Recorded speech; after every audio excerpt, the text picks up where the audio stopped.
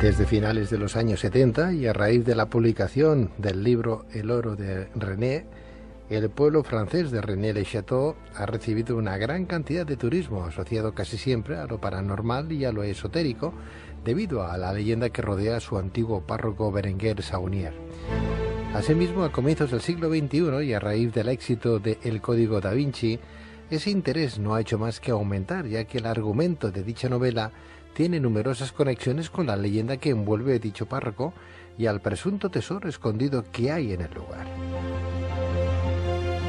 En este sentido, algunas fuentes han vinculado a René-le-Château con los entresijos de la dinastía merovingia, la búsqueda del Grial, así como con diferentes sociedades secretas. Precisamente nuestros siguientes invitados, tras investigar profundamente dicho enclave a lo largo de 11 años, nos vienen a presentar sus conclusiones sobre la realidad o mito que rodea su historia.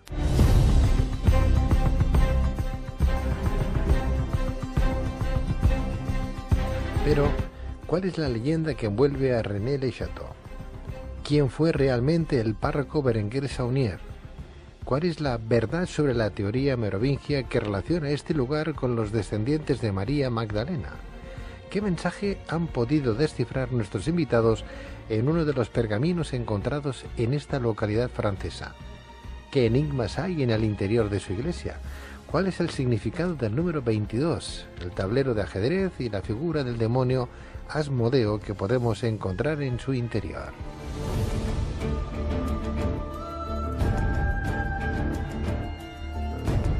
Para responder a estas y otras cuestiones tenemos con nosotros a Xavi Bonet, escritor e investigador especializado en catarismo medieval y en la sociedad occitana de los siglos X al XIII.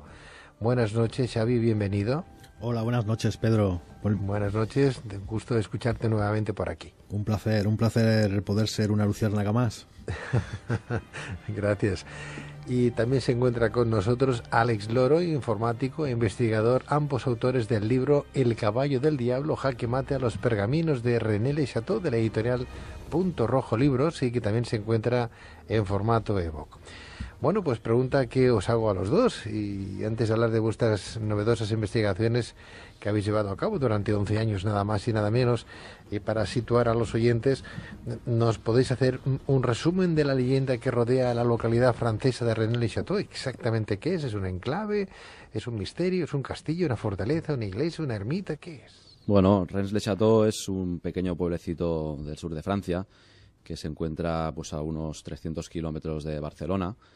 Y bueno, está situado en medio de todo lo que es el enclave de Occitania, de los castillos cátaros, aunque digamos que el misterio de Rennes-le-Château, en principio al menos, no tiene mucha relación con el tema de los cátaros.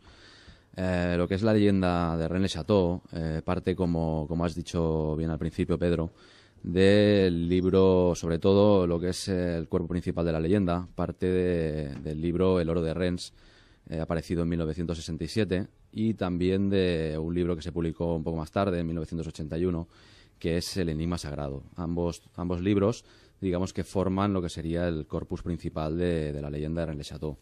Esta leyenda parte a finales del siglo XVIII, cuando el párroco del pueblo de Rennes-le-Château, que se llamaba Antoine Bigot, este párroco confiesa en su lecho de muerte a la última señora feudal de este enclave, que se llamaba Marie de Negri-d'Ablés, marquesa d'Hautpoul y de Blanchefort. Esta señora, se supone que en su familia se había transmitido un antiguo secreto por tradición familiar, y al morir sin descendencia, pues le transmite en su lecho de muerte este gran secreto al abad Bigot. El abad Bigot, pues poco después, se supone que codifica este secreto en unos pergaminos cifrados y los oculta en el interior de su iglesia dedicada a María Magdalena, para que en el futuro alguien digno de recibirlos sea capaz de encontrarlos y de descifrarlos. Entonces llega el tiempo de la Revolución Francesa y este párroco es declarado cura refractario contra la República y se ve obligado a huir a España. Se ve obligado a exiliarse y se supone que muere en Sabadell en 1792. Según otras versiones, pues regresa a Francia y muere en la pequeña localidad de Colliura. Pero bueno, la leyenda principal habla de que muere en Sabadell. Entonces avanzamos un siglo y es cuando ya llega el conocido párroco Berenger Saunier, que llega a Rennes-le-Château, se hace cargo de los dominios de Rennes-le-Château en 1885 y a partir de 1887 comienza a remodelar la iglesia. Remodela la iglesia y se supone que en el antiguo pilar visigótico que sujetaba el altar mayor de esta iglesia pues encuentra estos famosos pergaminos. Una vez los ha encontrado, pues se supone que viaja a París, al seminario de Saint-Sulpice, y allí entra en contacto con un eminente criptógrafo, Émile Joffé, quien le ayuda a descifrarlos, y una vez descifrados regresa a Rennes-le-Château, se hace con unas copias de dos interesantes cuadros, Los pastores de Arcadia, de Nicolas Poussin, y Las tentaciones de San Antonio, de David Teniers el joven. Una vez regresa a Rennes-le-Château, pues es cuando se supone que encuentra este fabuloso tesoro del que tanto se ha hablado, que puede ser, se ha dicho que puede ser que es el tesoro de los cátaros, el tesoro de los templarios, el tesoro de Blanca de Castilla, o tal vez un importante secreto, una tumba de algún importante personaje, o no se sabe bien qué es lo que debió encontrar. Como bien dices, Berenguer Saunier fue el párroco de la localidad francesa de Rennes-le-Château entre 1885 y 1909. Desafió a varios sectores de la Iglesia, fue el protagonista de una serie de leyendas surgidas en la segunda mitad del siglo XX que lo relacionan con sociedades secretas y teorías conspirativas. Estas especulaciones fueron documentadas en el libro de 1982, El enigma sagrado, y asimismo algunos elementos de estas teorías han sido utilizados por Dan Brown en su bestseller El Código da Vinci. Qué bien lo has explicado, muchísimas gracias. ¿Existe alguna relación entre el catarismo y la Orden del Temple con Rennes-le-Château? Bueno, el tema del catarismo en Rennes-le-Château, lo que sucede es que Rennes-le-Château se encuentra situado en el centro de lo que sería el Occitania, el país de los cátaros, y el principal motivo por el cual se vincula es que, bueno, 1213, Simón de Montfort, con el tema de la cruzada de los cátaros, va hasta Rennes-le-Château. Pero a partir de aquí, poca vinculación se podría decir que existe con el catarismo. Algunos investigadores han llegado a decir que María Magdalena y Jesucristo descienden de la dinastía merovingia que gobernó el país galo en los primeros siglos del cristianismo. ¿Qué decís de todo? ¿Y literatura oscura? Bueno, más que literatura oscura, literatura. Hasta ahora no hay nada demostrado de todo esto. Como bien has dicho antes, surge todo en el libro de 1982 del Enigma Sagrado de Henry Lincoln y dos autores más, donde a través de los pergaminos que aparecen en 1967, explicados en su solución, la solución final del desencriptado aparece en el libro del Lord de Rennes de Gerard de Sète. Allí sí que empieza el tema de los pergaminos hasta 1982, donde Lincoln hace toda la vinculación de la dinastía merovingia con el resultado final del pergamino, enlazando toda esta dinastía con Jesús y María Magdalena.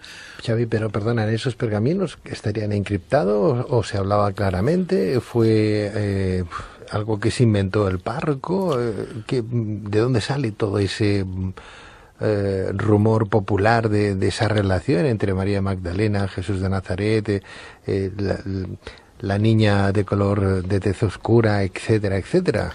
Sara, ¿no? Sí, sí. El tema sale por el libro del Enigma Sagrado, porque encontramos que en el libro anterior, el de 1967 de Gerard de Sète, allí se descifra el pergamino sin decir cómo se hace.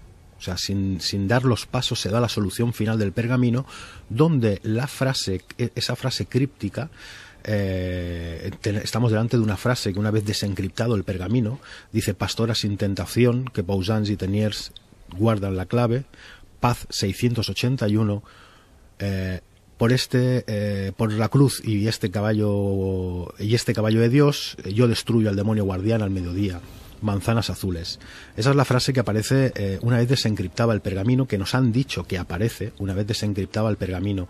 Y resulta clave el Paz 681, donde se vincula con Dagoberto II, que sería el último descendiente de la dinastía merovingia.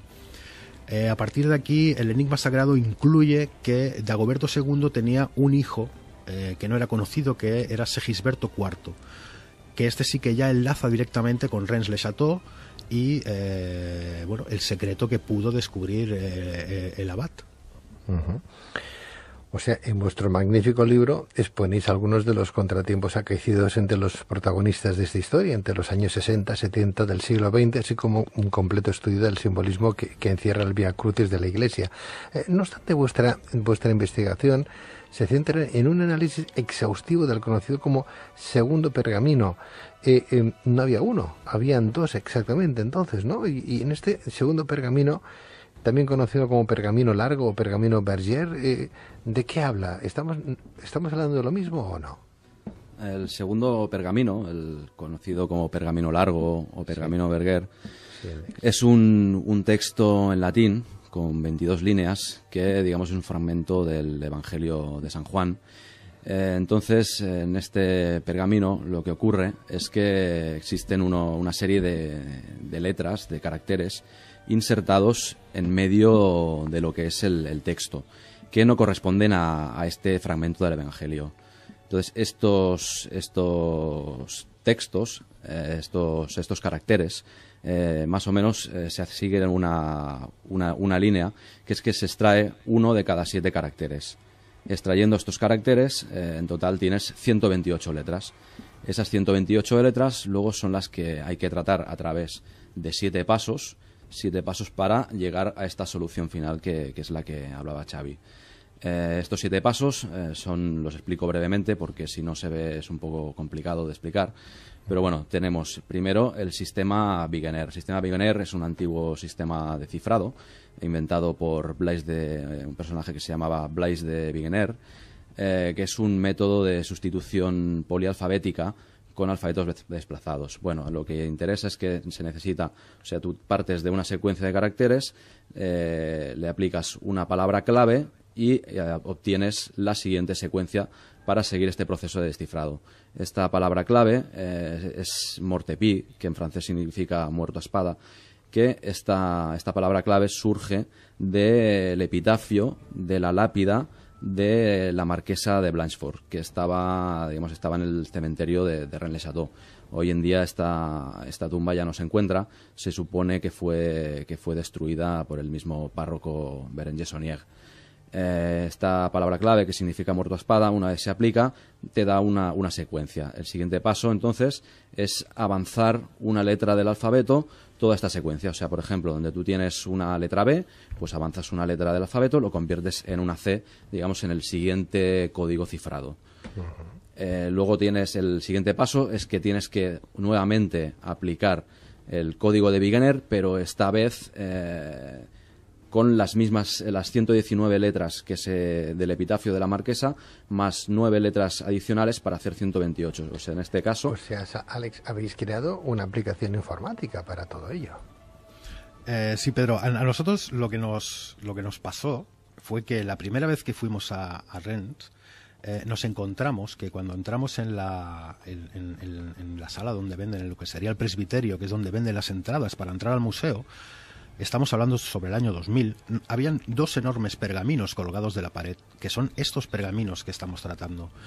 Y como desconocíamos el tema, porque una de las cosas que nosotros siempre decimos, que tuvimos la suerte de poder ir al pueblo sin estar influenciados por ninguna teoría de ningún tipo, o sea, llegamos con una mente limpia, así que sabíamos que había un sacerdote, un tesoro y un demonio en la iglesia. Es lo único que sabíamos. Sí. Y cuando bueno, realizamos toda la visita, cuando bajamos otra vez hacia Barcelona, pues nos informamos más sobre qué eran estos pergaminos, ¿no? Y vimos que la clave del misterio se encontraba en estos pergaminos. Hicimos un segundo viaje para ir a ver exclusivamente estos pergaminos y nos dimos cuenta de que habían desaparecido de la pared, de que no estaban. Entonces le preguntamos a la mujer que había allí, ¿no?, que dónde estaban los pergaminos, que si podíamos ver los pergaminos, y la mujer se hizo literalmente la loca, como si nunca hubieran existido esos pergaminos en la pared. Y ostras, eso a nosotros nos impactó mucho, porque desde el año 67 con el Or de Rennes, con el Enigma Sagrado, o sea, siempre se ha hablado de estos pergaminos, salen las imágenes de los pergaminos, sale la frase desencriptada de los pergaminos, y justo cuando nosotros vamos esa segunda vez, los pergaminos han desaparecido y parece que nadie sabe nada de los pergaminos. Y a partir de ahí fue cuando nos pusimos a intentar desencriptar el pergamino de forma manual. Y bueno, un día por la noche me puse a recortar papelitos del pergamino intentando encontrar secuencias, frases, y cuando estaba ya prácticamente desesperado. Pedro llevaba 2 semanas intentando hacerlo de forma manual, hasta que al final pues le pedí ayuda a Alex y le dije: oye Alex, digo, tenemos que, si tú eres capaz de hacer una aplicación informática para poder desencriptar los textos, porque si lo tenemos que hacer de forma manual, esto es eterno. O sea, vamos a tardar meses en poder llegar a las soluciones finales de una forma rápida, ¿no? Y entonces Alex se trabajó, se hizo en 3 o 4 días, realizó una primera aplicación donde pudimos de forma automática ir siguiendo los pasos de los pergaminos. O sea, la aplicación lo que seguía el orden de los pasos de descifrado, y nosotros entráramos secuencias diferentes, pues iba dando resultados diferentes. Entonces trabajamos con la secuencia del pergamino y fuimos de forma automática haciendo todos los pasos, pum, pum, pum. Y cuando llegamos al final de la secuencia, donde nos tendría que aparecer la frase de Berger, pas de tentation, que Bosans y Teniers, cuando llegamos a la frase esta, nos dimos cuenta de que, ostras, Alex, nos hemos equivocado. Nos hemos equivocado porque la frase que nos aparece no es la que nos han dicho. Entonces dijimos: ostras, esto no puede ser, vamos a repasar el código del programa, vamos a intentar hacerlo otra vez, y lo volvimos a hacer, y lo volvimos a hacer, y lo repasamos como 4 veces o 5 veces, repasando el código interno del programa, donde nos habíamos equivocado, si era posible que nos hubiéramos equivocado, y al final, pues bueno, la frase que aparece una vez desencriptado el pergamino no es la frase que nos han dicho. Esta frase es la que vincula todo el tema de la dinastía merovingia. Todo nace a partir de esta frase, y resulta que una vez desencriptado, cuando tú sigues todos los pasos correctos, la frase que nos han dicho no corresponde con la realidad. ¿La frase entonces cuál es? Pues, a ver, la frase contiene 4 errores, que en principio pues puedes pensar, bueno, pues tampoco es para tanto, ¿no? Pero es que sobre todo hay 2 errores que son fundamentales. Primero, donde debería decir Berger, Bergere se escribe en francés, que significa pastora, en vez de una R nos encontramos una T, y vemos que escrito pone Berguete, que no tiene ningún significado en francés. Luego la palabra guardián, que en francés se escribe gardien, la G se convierte en una Y, es jardien, que tampoco tiene ningún significado en francés. Lo que pasa es que, bueno, estos 2 errores, en principio, pues parece ser que tampoco no deberían ser tan graves, ¿no?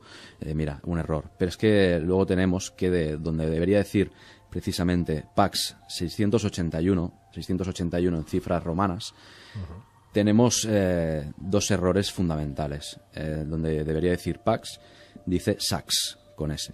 Y donde en cifras romanas debería decir 681, o sea, DCLXXI, ¿no? Sería 681 en cifras romanas. Vemos que aparece una H ahí en medio, es DCLHXI, lo cual no tiene ningún sentido. O sea, ese 681 no existe. ¿Por qué es tan importante este 681, verdad? Pues porque la cifra 681 se ha vinculado pues precisamente con el año en el que el supuesto hijo de Dagoberto II, Sigeberto IV, llegó a Rennes-le-Château y se refugió en el castillo de Rennes-le-Château, y digamos que tal vez su padre Dagoberto II o él estén enterrados por ahí, en los alrededores del pueblo. Entonces, tanto el oro de Rennes como sobre todo el enigma sagrado, digamos que vinculan este 681, esta vinculación que ellos hacen con este 681 para, digamos, montar todas sus teorías, es totalmente falso. O sea, no tiene ninguna vinculación. Entonces, aquí también es donde nosotros pensamos que cuando se ha dicho que tenemos un primer pergamino y un segundo pergamino o pergamino Berger, pensamos que los creadores de los pergaminos realmente lo hicieron al revés. O sea, que primero hicieron el pergamino largo, el pergamino Berger, y al darse cuenta de que se habían cometido este grave error, entonces generaron el llamado primer pergamino o pergamino corto, que es mucho más fácil de descifrar porque simplemente extrayendo una serie de caracteres que se encuentran más alzados de lo que sería la horizontal del texto, ya te sale una frase final descifrada que directamente vincula explícitamente con el rey Dagoberto II y el supuesto tesoro que se encontraría por los alrededores de Rennes-le-Château, ese tesoro que se supone que encontró Berenguer-Saunier. Esta frase final de este pergamino corto descifrado dice: a Dagoberto rey y a Sion pertenece este tesoro y él está allí muerto. ¿Entendéis vosotros, perdona Xavi, entendéis vosotros que de alguna manera esta forma hermética, estos pergaminos se codificaron para que alguien, un tercero, un interceptor, los hallara y fuera capaz de descodificarlos o no? Sí, ¿Si es a propósito o no? A ver, hay una cosa muy importante de la cual nosotros partimos en lo que es nuestra investigación. Es partir de la regla criptográfica, de la regla básica de la criptografía. Y es que un código cifrado necesita de un sistema de codificación y de una palabra clave que sea transmitida a un receptor, el cual tiene que conocer el sistema de codificación y la palabra clave para poder desencriptar el texto. Si no, el receptor es imposible que sepa qué sistema de codificación se está usando y qué palabra clave debe utilizar para desencriptar el texto. Uno de los mejores ejemplos que tenemos es precisamente en la Segunda Guerra Mundial, con la máquina Enigma, donde los aliados iban locos por obtener los cuadernillos con las claves para poder descifrar los mensajes que se pasaban los alemanes. Sin esas claves, como el sistema de codificación ya lo conocíamos, la máquina Enigma, hacían falta las claves. Entonces aquí ya se cumple la regla de la criptografía. Se conoce el sistema de codificación y se conoce la clave. Entonces en Rennes-le-Château sucede totalmente lo contrario, porque encontramos que unos pergaminos son escondidos para que un supuesto interceptor-receptor sea capaz de encontrar el sistema de codificación y la clave para llegar al final del texto, a la frase solucionada. Entonces, una de las claves que nosotros partimos en este enigma es que si esto es así, tiene que haber en el lugar, tienen que haber pistas, tienen que haber indicios. El creador tuvo que dejar de alguna forma claves e indicios para que ese supuesto interceptor-receptor en un futuro, en este caso 100 años después de la codificación de los pergaminos, fuera capaz de conocer la palabra clave y el sistema de codificación. Bueno, sois vosotros, ¿no? Bueno, en un principio parece que sí, aunque antes que nosotros han habido muchos investigadores que han tratado el tema. Por ejemplo, tenemos a Henry Lincoln, es el mismo autor de 1982, donde él en el año 72, en el año 74 y en el año 79 hace una serie de 3 documentales llamados Chronicle por la BBC, donde trata todo el enigma de Rennes-le-Château. Y en el segundo documental, que se llama El sacerdote, el pintor y el diablo, sacerdote, el pintor y el diablo, da la clave para desencriptar los pergaminos. Pero ¿qué es lo que sucede? Un desencriptado completo de los pergaminos. No sucede como en el año 67, que únicamente se da la frase final, sino que se da los pasos, los 7 pasos para llegar al final y desencriptar la frase. Pero ¿qué es lo que sucede? Este señor trabaja sobre los pergaminos y comete errores garrafales. Estamos diciendo que, por ejemplo, en el año de supuesta codificación de los pergaminos, la letra W no se utilizaba en el alfabeto francés. Y este señor utiliza el sistema Wegener con una letra W insertada. Esto desbarajusta todas las secuencias que vienen posteriormente. Visualizando el documental, observas que la primera secuencia que se extrae de 128 letras, tal como la explica Henry Lincoln, es correcta, pero como parte de un sistema de Wegener donde sí que se utiliza la W, la segunda secuencia que aparece ya es errónea, ya no corresponde a la secuencia correcta para llegar al final, y él sigue trabajando con secuencias erróneas, pero es que está comprobado, o sea, es que existen los documentales, cualquier persona que lo vea se da cuenta. Sigue trabajando con secuencias erróneas y cuando llega al final del pergamino da la frase correcta, o sea que es imposible, porque no hay una secuencia a partir de la primera que sea correcta. Los oyentes, las personas que ven ese documental se dan cuenta de este error y lo avisan y le dicen: señor Lincoln, se ha equivocado, el sistema Wegener no utiliza, en aquella época no podía utilizar la W, y en cambio él dice: bueno, no hay problema, porque en una de las secuencias, que sería el avance de una letra en el alfabeto, o sea, por ejemplo, una A se convierte en B, toda la secuencia avanza una letra en el alfabeto, en lugar de avanzar una letra hay que avanzar dos. Y Henry Lincoln, ese señor, dice esto y se queda tan pancho porque no corresponde. O se hace con un alfabeto de 25 letras, o ya puedes avanzar 2 letras, puedes avanzar una, puedes avanzar 3, que no te saldrá el resultado final. Entonces, este señor descifra el pergamino de forma incorrecta, sin que haya una secuencia que corresponda a la realidad, y en cambio al final da la frase desencriptada. Esto es muy sospechoso porque primero demuestra que este señor no comprobó por él mismo la frase, no siguió los pasos correctos, los hizo mal, y después en el año 82 encontramos que sigue alimentándose ese error en lo que es el Enigma Sagrado, donde aparece la frase desencriptada y se trabaja con la teoría merovingia. Pero en cambio, claro, nosotros cuando comprobamos por nosotros mismos qué es lo que sucede con esa frase, cuando llegamos al final nos damos cuenta de que está equivocada. Según la leyenda, durante la restauración de la iglesia, al quitar la piedra del altar, el párroco Saunier se encontró con que una de las 2 columnas visigóticas que la sujetaban, estaba hueca. Asimismo, dentro del pilar, presuntamente halló 4 pergaminos, 2 de los cuales databan de 1244 y 1644, y que parecían ser genealogías sobre la descendencia desconocida del rey merovingio Dagoberto II, que a su vez sería descendiente de María Magdalena.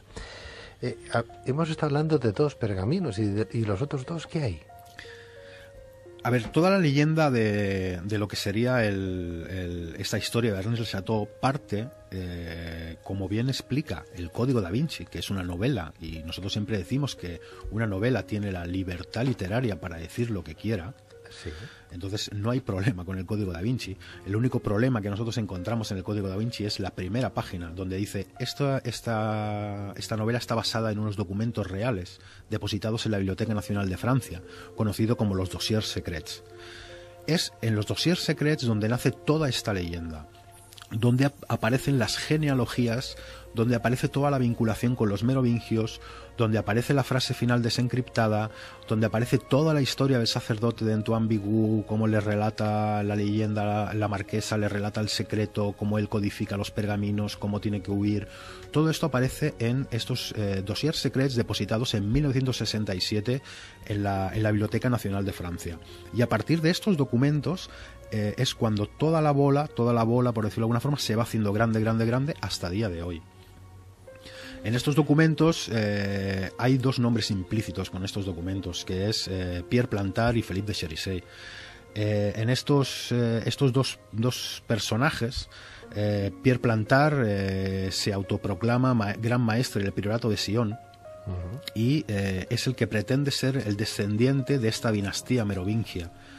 Y fue en el año 68, en el año 69, donde ellos mismos, entre Pierre Plantard y Philippe de Cherisay, tienen una disputa. Tienen una disputa porque en un principio el libro Velor de Rennes iba a ser publicado a nombre de Philippe de Cherisay, pero por algún motivo, quizá porque Gerard de Set ya era un escritor conocido y tenía bastante más tirada, ya había tratado el tema de los merovingios en algún libro anterior, deciden publicar el Or de Rennes con el nombre de Gerard de Set.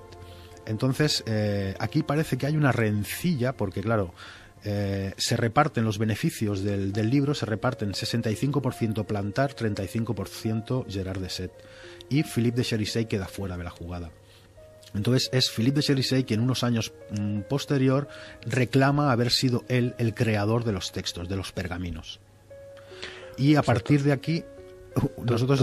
Todo una invención, entonces. Sí, aparte reconocida por ellos, ¿eh? O sea, no tenemos la prueba de que... O sea, no tenemos al personaje creando una foto del personaje creando los pergaminos, ya sea... De todos esos pergaminos, ¿con qué nos quedamos?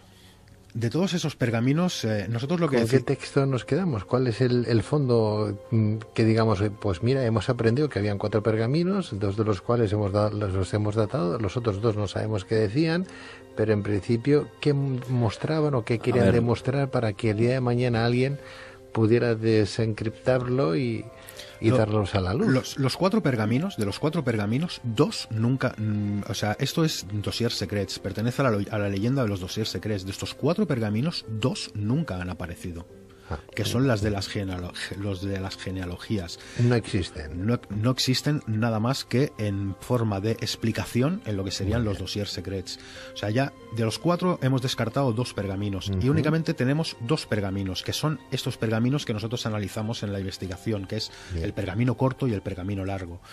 El pergamino corto es el que ha comentado Alex con el tema de Dagoberto II, pertenece a este tesoro y él está allí muerto, y el pergamino largo es el que se nos había dicho que existía esa dinastía merovingia, esa vinculación con la dinastía merovingia, y resulta que ese 681 es inexistente, no existe. Entonces, claro, a nosotros nos sorprendió muchísimo porque... lo de la dinastía merovingia, alguien se lo inventó. Sí, literalmente nosotros reconocemos que alguien se lo inventó. ¿Y el tesoro se lo quedó el párroco? ¿Lo ha descubierto? ¿Se lo llevó? ¿Lo descubrió él? ¿Lo ha descubierto alguien? Bueno, nosotros una vez vimos que la frase estaba equivocada, que lo que nos habían dicho desde el año 67 era falso, o sea que no existía esa frase. Aún así nosotros quisimos decir, bueno, vamos a seguir utilizando desde el principio, como hemos hecho, la regla criptográfica, y vamos a intentar buscar en la Iglesia si hay indicios que el creador del texto...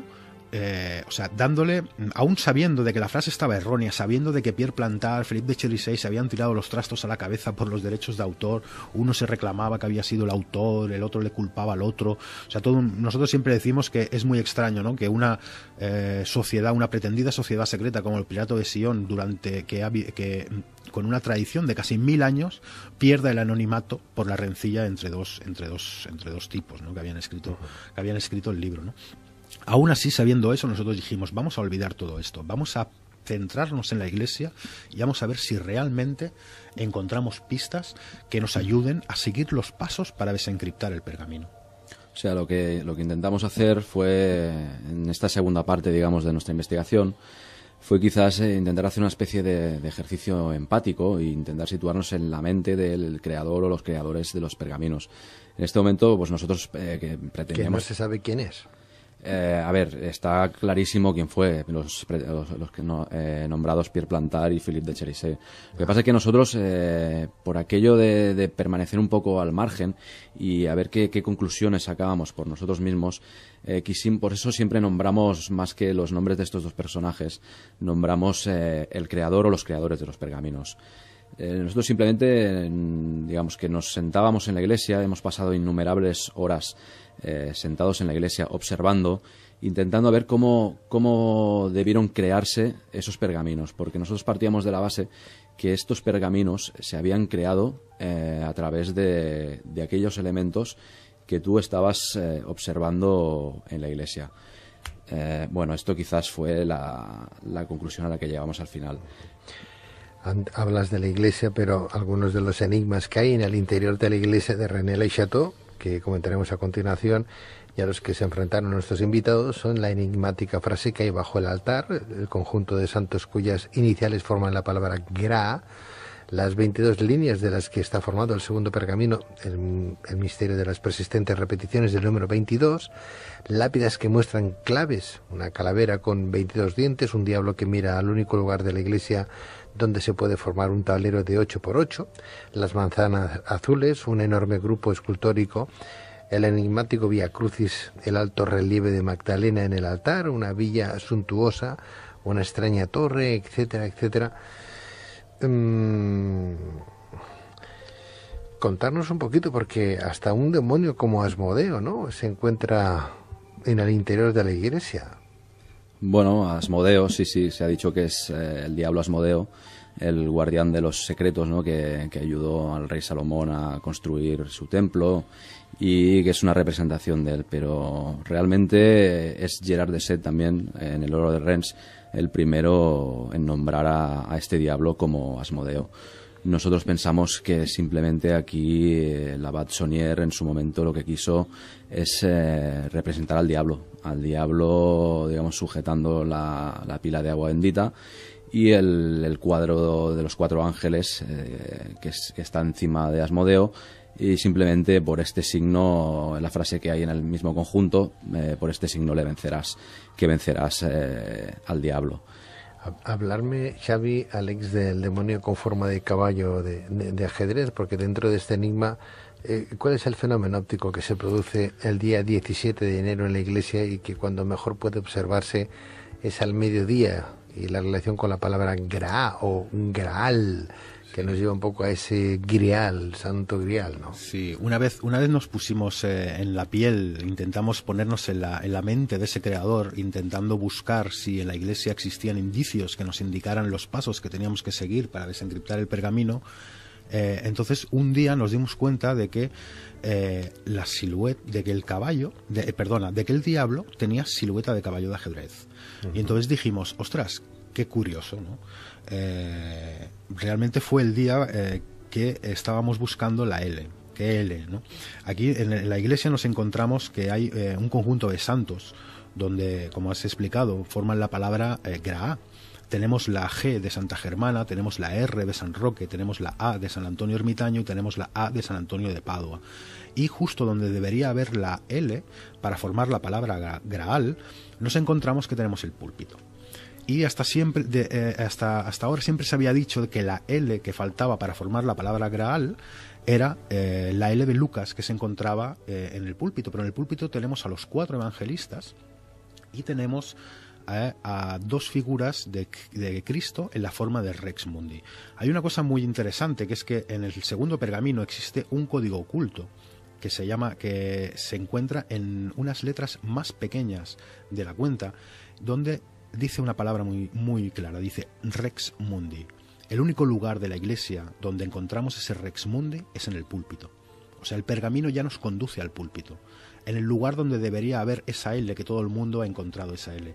Y una vez nosotros estábamos situados allí, buscando esa L, nos dimos cuenta de que ese lugar es el mejor ángulo para ver la pareidolia del diablo con forma de caballo de ajedrez mirando a un tablero que está en el suelo. Entonces dijimos, ostras, qué casualidad, ¿no? O sea, el último paso para desencriptar los pergaminos se trata del salto del caballo. Que el salto del caballo, ¿lo conoces, Pedro? Sí. El salto del caballo es completar los 64 escaques de un tablero de ajedrez sin pasar 2 veces por el mismo. De blanco a negro, con dos saltos. Exacto, con la forma de L, la forma de L, que es la que se mueve el caballo. Sí. Entonces dijimos, qué casualidad, tenemos el último paso para desencriptar el pergamino y tenemos un diablo con silueta de caballo de ajedrez mirando un tablero de ajedrez en el suelo, cuya frase que existe en esa pila de agua bendita es: por este signo tú le vencerás. Par se signe tú le vaincrás, que en francés tiene 22 letras. Y dijimos, ostras, bueno, qué casualidad. Tenemos esto aquí y tal, qué casualidad que lo que estamos viendo nosotros en la iglesia es el último paso para desencriptar el pergamino. Y entonces fue cuando seguimos investigando y nos dimos cuenta de que la frase que nos aparecía en los pergaminos era objetos y cosas que nosotros estábamos viendo en la iglesia. Como por ejemplo, o sea, aparte del diablo con forma de caballo que estábamos hablando, es que la frase final descifrada te está hablando de unas manzanas azules, ¿verdad? Unas manzanas azules que, digamos, es un efecto óptico que ocurre el día 17 de enero, cada año el día 17 de enero. Bueno, también pasa días antes, días después, pero tenemos ese efecto óptico que al mediodía entra los rayos de sol, atraviesan los vitrales y se reflejan sobre la zona del púlpito a mediodía en forma de esas bolas de luz de color azul, ¿no? Esas manzanas azules. Entonces nos dimos cuenta que, ostras, desde el lugar al mediodía, ¿no? De las manzanas azules es desde donde se observa este diablo con forma de caballo. Y la frase final del pergamino nos está hablando de: por la cruz y este caballo de Dios yo destruyo a este demonio guardián al mediodía. ¿Por qué? Pues porque al mediodía, en el lugar de las manzanas azules, ese demonio guardián queda destruido en tu mente, porque desde ese momento tu mente empieza a observarlo como ese caballo de Dios que es ese diablo en forma de caballo, esa silueta de caballo de ajedrez que te da la clave final para descifrar estos pergaminos con ese movimiento del salto del caballo. Del salto del caballo. Menuda investigación. El caballo... ¿Cuántos años? 11 años. Hemos estado, pues sí, casi 11 años. 11 años, pero bueno, hemos ido poco a poco, tranquilamente. Xavi tiene su trabajo, yo tengo el mío, y ha sido más bien una pasión que empezó sobre el año 2000, empezamos a investigar en serio pues sobre el año 2002, poco después nos encontramos con el tema del código Da Vinci, eso nos dio aún más energía y bueno, hemos ido haciendo, ha sido pasional, incluso no teníamos intención al principio ni de escribir un libro, lo que pasa es que cuando vimos que aquello era muy interesante, que podía interesar, pues al final, mira, decidimos escribir un libro y publicarlo. O sea que, de alguna manera, habéis roto el misterio de tantos y tantos bestsellers. Realmente es muy curioso, Pedro, cuando nos dimos cuenta de que la frase que nosotros sabíamos, o la frase que nos habían dicho, ¿no? Por la cruz y este caballo de Dios. Realmente cuando entras en la iglesia lo que te encuentras es una cruz y un diablo. Que ese diablo visto desde el altar, visto desde el púlpito, se destruye al mediodía porque desaparece la forma de diablo y se convierte en un caballo de Dios. Cuando descubrimos esto, Pedro, saltábamos, nos abrazábamos, nos caían lágrimas. O sea, fue algo que lo recordaremos toda la vida, ¿no? Entonces dijimos, ostras, es que la frase que estamos viendo toma todo su sentido. O sea, realmente no puede ser que estos pergaminos sean auténticos. ¿Por qué no puede ser? Porque lo que nosotros estamos observando y estamos relacionando, ya sea el fenómeno de las manzanas azules, el fenómeno de la pareidolia del diablo en forma de caballo, el suelo de ajedrez, el número 22, que del número 22 no hemos hablado, pero el número 22 es clave para solucionar este enigma, porque la secuencia final que se utiliza en el salto del caballo empieza por la casilla F6 y si tú cuentas desde la primera casilla hasta la F6 hay 22 casillas y esa es la primera casilla por la cual tú tienes que empezar a mover el movimiento del caballo para llegar a la solución final. O sea que tenemos una iglesia, ¿no?, que nos está hablando, o sea, unos pergaminos que nos están hablando de unos elementos que tenemos en la iglesia. Realmente. Entonces, claro, esos pergaminos no los pudo crear el Abad Antoine Bigot a finales del siglo XVIII, porque sabemos que esta iglesia fue remodelada por Berenguer Saunier un siglo después. Esos vitrales con los cuales producen el efecto lumínico fueron puestos por Berenguer Saunier. El diablo fue puesto por Berenguer Saunier. El suelo de ajedrez fue puesto por Berenguer Saunier. Entonces, ¿con qué propósito? Porque la iglesia, ¿por qué creéis que fue construida? ¿Qué propósito tenía la iglesia? Bueno, simplemente, ¿despistar? No, esa iglesia simplemente, nosotros pensamos que simplemente, o sea, fue construida para dedicarla a la patrona, a su patrona, que es María Magdalena. O sea, Berenguer Saunier se sentía mucho fervor hacia Santa María Magdalena. De hecho, hay muchas iglesias en Francia, es una santa muy especial. Simplemente construyó esa iglesia con un gusto estético muy especial, dirigida a María Magdalena. Una iglesia es simbólica, o sea, todas las iglesias son simbólicas y todos los símbolos caben a interpretación, pero que un símbolo quepa a interpretación no significa que la interpretación correcta solo sea una de ese símbolo. Si la iglesia la construyó Berenguer Saunier, ¿con qué dinero la construyó? Bueno, existen, por ejemplo, tenemos los documentos que nosotros manejamos sobre el abad, existen varias donaciones. Por ejemplo, se comenta de que la María Teresa de Módena, que era la mujer del conde de Chambord, que era uno de los sucesores, uno de los herederos a la corona de Francia, se supone, existen documentos de que esta señora le dio o entre 1.000 o entre 3.000 francos para que empezara a hacer unas pequeñas reconstrucciones. Entonces fue cuando él, moviendo esto, sí que existe y tenemos constancia y tenemos testigos de que realmente algo encontró. Porque siempre se nos ha hablado de que en esa reconstrucción apareció como una especie como de olla llena de monedas de oro. Esas monedas de oro estaban los dos albañiles que estaban en ese momento trabajando en la iglesia, y cuando apareció esta olla de oro, todo esto es cierto, o sea, todo esto ya no forma parte de la leyenda, esto es real. Berenguer Saunier echó a esos dos albañiles, y cuando ellos preguntaron qué era eso, el sacerdote les dijo que eran medallitas de la Virgen. Entonces, Berenguer Saunier desapareció después, ¿no?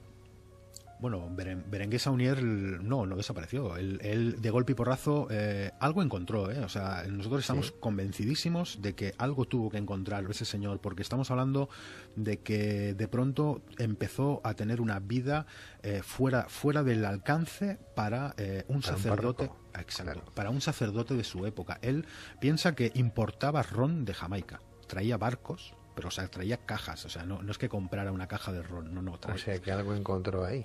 Traía puros habanos, reconstruyó toda una villa, se hizo una villa palaciegas, se hizo la Torre Magdala, que es una torre neogótica, que bueno, que quien va a Rennes no siempre la recuerda, ¿no? O sea, hizo toda una serie de gastos que para un sacerdote de la época era imposible. Incluso, fíjate si era imposible, que el propio obispado lo enjuicia y pretende que él demuestre todos los gastos que ha tenido y los dineros y los ingresos que ha tenido para poder hacer todas esas construcciones. ¿Y lo hace? ¿Lo hace? Sí, pero no lo consiguen. O sea, él presenta una serie de facturas conforme todas las cosas que ha ido haciendo y cómo las ha ido pagando, cómo ha ido comprando las cosas, pero igualmente cuando le preguntan que de dónde saca el dinero, él no da las respuestas. Él la única respuesta que da es que se ha vendido sus colecciones de sellos y que realiza misas, ¿no? Y al final, como no consiguen saber de dónde ha sacado el dinero, acaban enjuiciándolo y acaban condenándolo por tráfico de misas. ¿Qué es el tráfico de misas, ¿no? que se le acusa? Bueno, pues en aquella época era costumbre el hecho de que cuando alguien fallecía, realizar misas a difuntos, ¿no? Y entonces, por ejemplo, pues a misas a difuntos, y por ejemplo, pues una familia encargaba en 10 o 12 poblaciones diferentes de Francia, encargaba que se hicieran misas, ¿no? En nombre, en memoria de esta persona. La Iglesia esto lo acepta, o sea, es posible hacer 1, 2 o 3 misas diarias. Tenemos constancia que Berenguer Saunier hacía 100 misas al día. O sea, claro, a ver, no es que él hiciera 100 misas al día, él lo que hacía era poner el nombre uno detrás de otro y decía, vamos a hacer una misa por fulanito, menganito, sotanito, y entonces decía los 100 nombres seguidos, en un cuarto de hora había acabado y había ganado 3 francos y medio por cada uno de esos nombres, ¿no?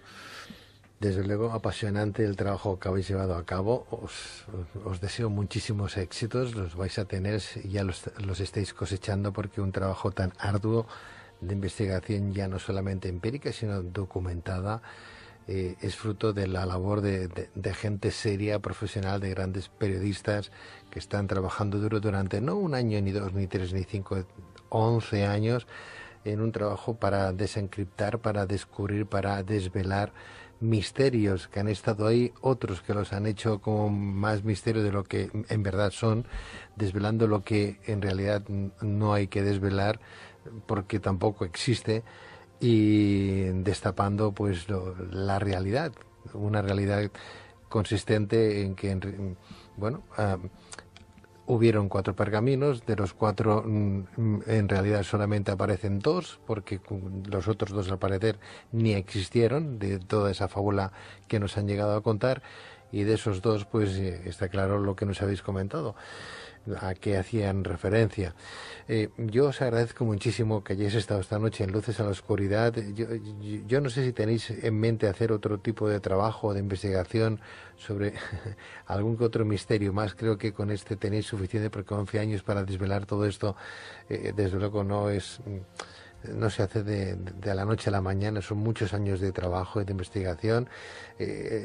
¿Tenéis pensado empezar a trabajar sobre otro clasificado o no? Bueno, de momento este año vamos a disfrutar del éxito. Sí, del éxito, del disfrute. Simplemente vamos a disfrutar de una pasión. Y bueno, es posible que el año que viene pues busquemos algún otro misterio que desvelar, a ver si lo hacemos porque nos gusta, porque desde pequeñitos a ambos nos ha gustado mucho los temas de misterios y algún otro misterio encontraremos, y si tardamos 11 años más, pues bienvenido sea, porque así los disfrutaremos. Alguna cosa hemos hecho, nos hemos puesto un poco a jugar y hace poco nos pusimos a jugar con el códice Voynich. Sí. Y estuvimos con ese manuscrito pues jugando, intentando descifrar, pero bueno, estamos empezando. Nos va a dar mucho trabajo. Sí, pero tenemos una buena teoría, de cómo puede ser y estamos intentando atacarle, pero bueno. Sí. Tenemos un buen colaborador de este programa que intentó descubrirlo o desvelarlo, ¿verdad? Y a lo mejor deberíais de poneros en contacto con él, que nuestro compañero Jordi Fortià os dé las claves de este nuestro investigador también que participa en este programa. Para nosotros la clave la tiene en el códice Voynich. Para nosotros la clave está en la ley de Zip. A partir de ahí hay que investigar. Bueno, pues adelante. Xavi Bonet, escritor, investigador especializado en la sociedad occitana de los siglos X al XIII, coautor de El caballo del diablo, jaque mate a los pergaminos de René Le Chateau, de la editorial Punto Rojo Libros, y Alex Loro, informático, investigador y coautor del mismo libro. A los dos, felicidades. Estoy encantado de haberos tenido en antena y de haber disfrutado durante todo este tiempo de este vuestro trabajo e investigación. Mil gracias. Gracias a ti, Pedro, ha sido un placer. Es un placer, Pedro. Ya sabes que es un placer poder iluminar un poquito en la oscuridad y sobre todo decir que quede muy claro, en Rennes Le Chateau hay mucho misterio y sigue habiendo mucho misterio antes y después de los pergaminos, y el misterio continúa porque realmente ese sacerdote algo encontró y el misterio sigue, pero no con estos pergaminos. Tenemos que ser capaces de quitarnos de la mente estos pergaminos, estos cuadros de Poussin, estos cuadros de Teniers. Todo esto es una intoxicación que viene posteriormente, y toda la gente que se base en los cuadros, que se base en las tumbas, que se base en todo esto, está, desde nuestro punto de vista, completamente equivocado, porque realmente empíricamente se demuestra que son falsos. www.elcaballodeldiablo.com. El libro, francamente, una gozada en su lectura por los acontecimientos que ahí se llegan a explicar, lo que han descubierto nuestros insignes compañeros Xavi Bonet y Alex Loro. Poneros en contacto, ahora os darán los compañeros de producción el teléfono de Mario Pérez, este hombre que ha intentado también, si no lo ha hecho, descifrar ese código Voynich. Mil gracias a los dos y éxitos, compañeros, de verdad. Un abrazo muy fuerte. Hasta luego, un abrazo. Adiós.